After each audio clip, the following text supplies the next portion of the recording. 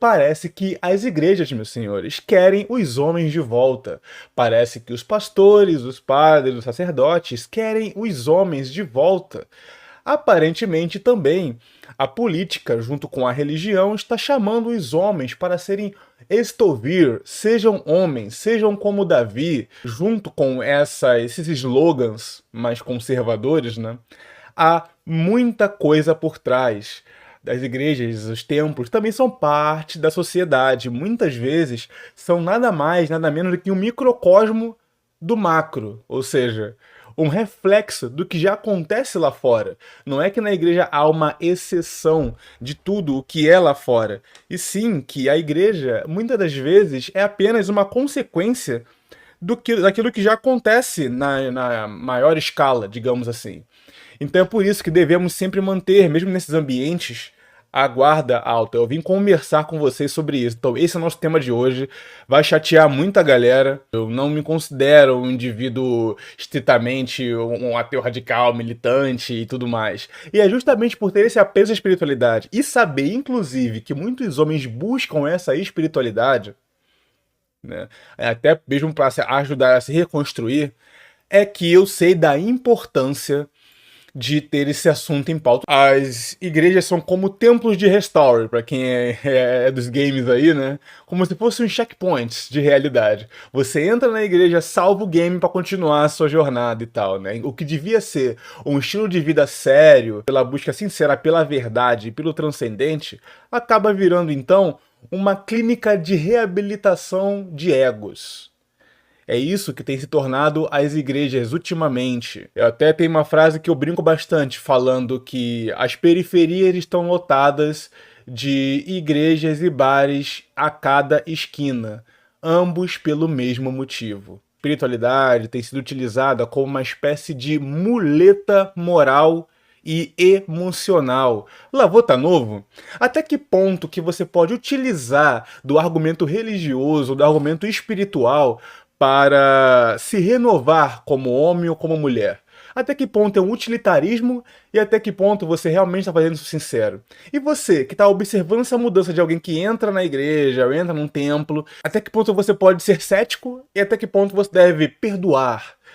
Ainda mais, sobretudo, né, dentro da lógica cristã, que tem o mote do perdão, né, e do porquê, do perigo de muitos homens, nesse é um caminho, no seu caminho de desenvolvimento, acabarem sendo atraídos como imãs para esses lugares que há cheios de armadilhas modernas para lidar.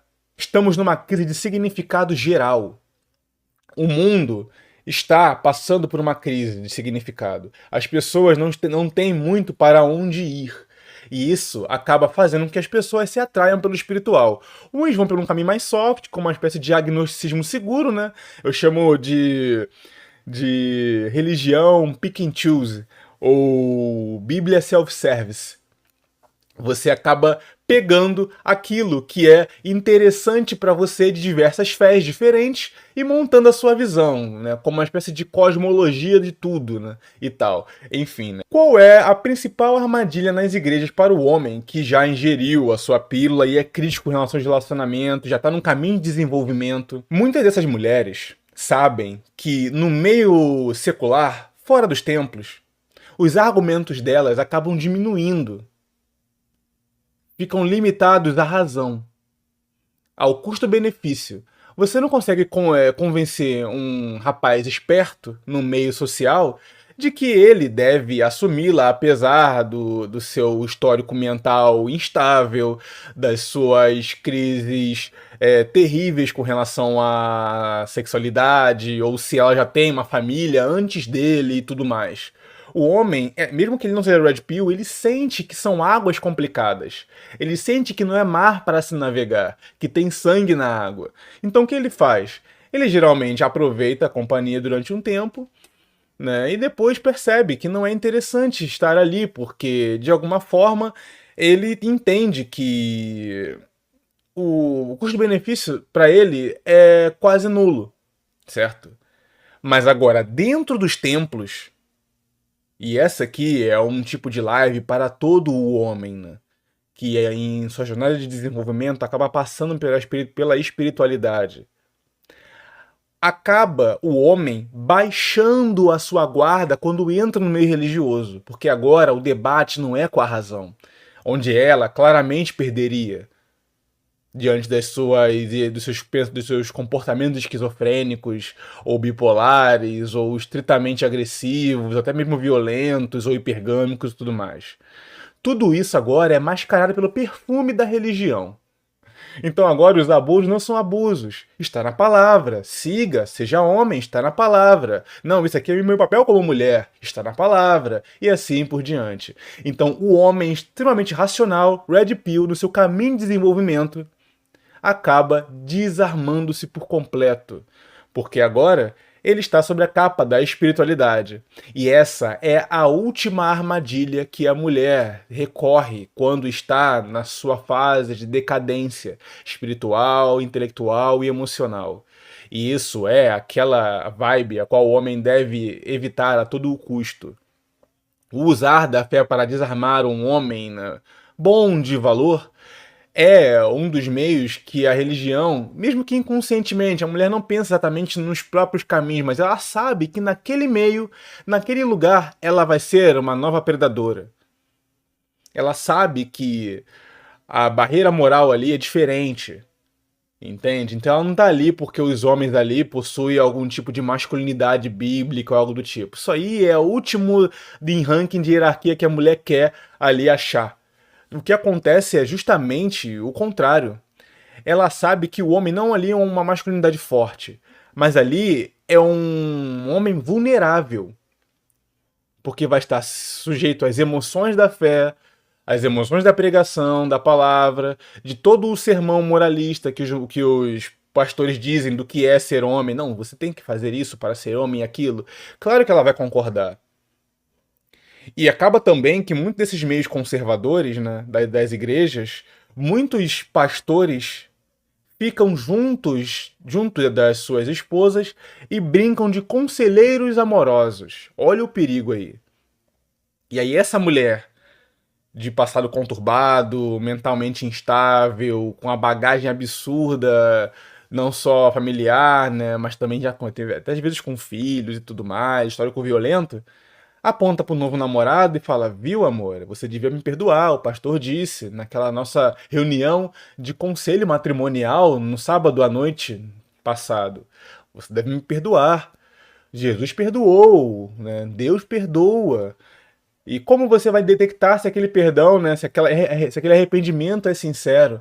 Então, olha só como muitas ideias, dentro até próprio da religião crente atualmente, né, enfraquecem o homem, sobretudo o homem que não é forte na palavra, né? Que entra ali apenas para estar numa comunidade religiosa, ainda entendendo qual é, ou seja, ele é pego pelos mesmos mecanismos e jargões que ele agora jura proteger. Então, o que ele acha que vai ser os raios solares dele, né, de Superman, para fortalecê-lo, é na verdade a Kryptonita. Porque ao mesmo tempo que ele não é um estudioso, ele não estudou a palavra para rebater esses jargões toscos, ao mesmo tempo, esses jargões que ele não estudou agora estão sendo usados contra ele, para que ele aceite comportamentos tóxicos de uma mulher desequilibrada. De uma mulher que no meio secular sabe que não tem a mínima chance de arranjar um homem de valor. Então essa é a nossa primeiro pé na porta aqui. Aquilo que você acha que é a tua força dentro da igreja, na verdade, é a sua criptonita. Eu tô falando na igreja aqui por conta da nossa maioria, 80% da sociedade aqui brasileira ser cristã, galera. Mas a espiritualidade, no modo geral, é a crença, é a fé. E a fé suspende a razão. Em muitos pontos, claro. Sobretudo numa sociedade nossa, né, que não estuda a espiritualidade que frequenta. Apenas frequenta como meio social. Então a tua espiritualidade, aquilo que tu acha que é a tua força, acaba sendo usado contra você, sendo a sua fraqueza. Essa é a principal ferramenta da mulher promíscua, vamos colocar assim, né? Que tem todos os atributos negativos de uma mulher, né? Que está no seu profano feminino, usa para abaixar o centro crítico dos homens fortes. Porque no meio racional e da sociedade, ela não tem mais para onde ir. Ela não vence mais no argumento. restando apenas os templos, os sermões, os choros, as palavras, as pregações iluminadas, repletas de lágrimas e tal, enfim. E o que eu quero tratar aqui, rapaziada, é que quando você não é um homem versado na sua espiritualidade, de fato, é um cara que estuda nesse nível, você acaba sendo alvo desse tipo de provocação. E eu percebo que o meio conservador, ele tem esse problema. Ele vai ser, na verdade já está sendo, um dos principais inimigos dos homens que escolhem meio Red Pill, do desenvolvimento Red Pill, certo? E é por isso que essa live é de suma importância. Então